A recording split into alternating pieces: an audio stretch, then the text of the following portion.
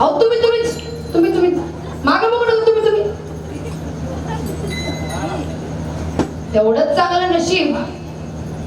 अहो एवढं नशीब कोणातच नसतं. हे तर काहीच नाही. आम्ही आळंदीला असताना एका ठिकाणी माझं कीर्तन होतं. आम्ही मुळशीमध्ये कीर्तन होतं. मुळशी माहिती ना? आम्हाला काय करायचं तुम्ही सांगायचं काम करा. तिथं गेलो. आता कीर्तन होतं संध्याकाळी. आता म्हणलं उशीर मी सकाळीच गेलो. आम्ही सकाळी 10 वाजता पोहोचलो. आता पोहोचल्यानंतर झालं नाश्ता वगैरे सगळं काही झालं. आता महाराज जरा लांबचे होते म्हणून जरा मान सन्मान जरा जास्त. आता इकडं मी मिळाल्यावर तर लांबचा विषय आणि तिकडं जरा जास्तच मिळाला. झालं माझं नाश्ता वगैरे सगळं काही झालं.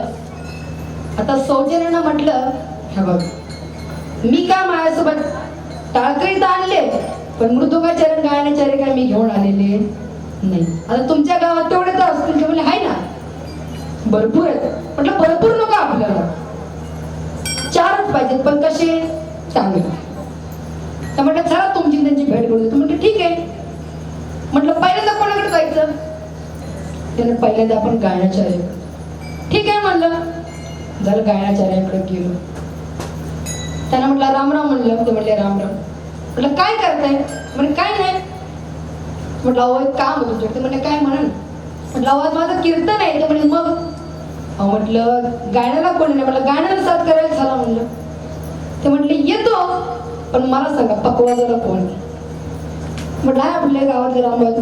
म्हणजे तो राम्या जर का असेल तर मी येणार नाही. म्हटलं का म्हणजे अहो महाराज काय सांगू तुम्हाला. म्हटलं जे आहे ते सांगा.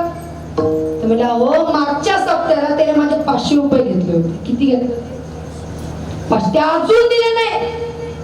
म्हटलं मी देते नाही त्याच्याकडूनच पाहिजे मला. म्हटलं अहो असं करू नका मला दादा चला. नाही तो असं तर मी येणारच नाही.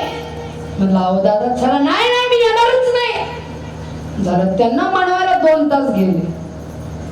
किती वेळ गेला. मागची मंडळी किती वेळ गेला. 2 तास गेले. झालं कसं बसत त्यांना तयार केलं. आता म्हणलं पकवाजवाल्याकडे जाऊया.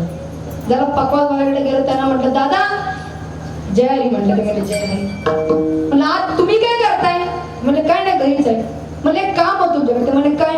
म्हणलं माझं कीर्तन आहे. म्हणजे मला माहिती आहे. म्हटलं माहिती आहे ना मग तुम्हाला हे पण माहिती असेल ना पकवाजाला कोणी नाही म्हणून. तर म्हणजे मला काय माहिती. मी म्हणलं अहो दादा पकवाजाला कोणी नाही म्हणलं तुम्ही तर झाला. म्हणलं येतो पण तुम्हाला गायनाला कोणी. म्हणलं आपल्या गावात तर 100 श्याम्या जर का असं तर मी येणार. म्हणलं आता तुम्हाला काय झालं. ते म्हटलं माझी त्याच्याकडे उधारी काय जाऊ द्या. म्हटलं मी देते. नाही माझ्याकडून घेतलं. म्हणलं का. पाप लागत काय लागतं.